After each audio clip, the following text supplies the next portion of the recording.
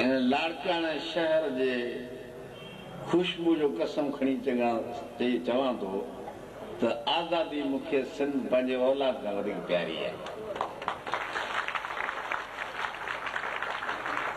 पर छा मुंहिंजा दोस्त ते मिसाल ॾेई विया ऐं कंहिं ते तनक़ीद कोन कंदो आहियां। बलूचिस्तान घणियूं जंगियूं हारायूं आहिनि। पाकिस्तान ठहण खां वठी 4 जंगियूं हाराए चुको आहे। ऐं हिन वक़्त में मुंहिंजी दावा आहे त नवाब ख़ैर बख्श खान मरी जी क़यादत में हलंदड़ जंग आज़ादी इहा आख़िरी आज़ादी जंग आख़िरी आहे।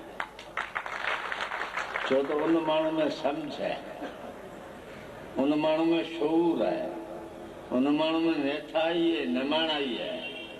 ऐं उहो जेके बि दोस्त जेका बि जिदोजहद जंहिं बि तरीक़े सां जंहिं सलाह मसलहत सां शुरू कंदा मुंहिंजो कंध पोइ ते हटे त मूं पंहिंजी माउ जी कञी न पीती आहे।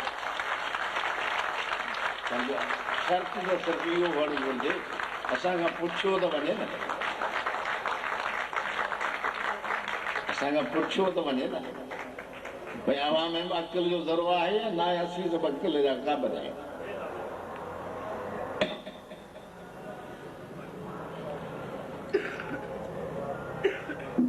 तंहिंजे करे आज़ादी ऐलान असांजो, आज़ादी ईमान असांजो, सूरी बल सिंगार करे पोइ ते कोन हटंदासीं, विढ़ंदा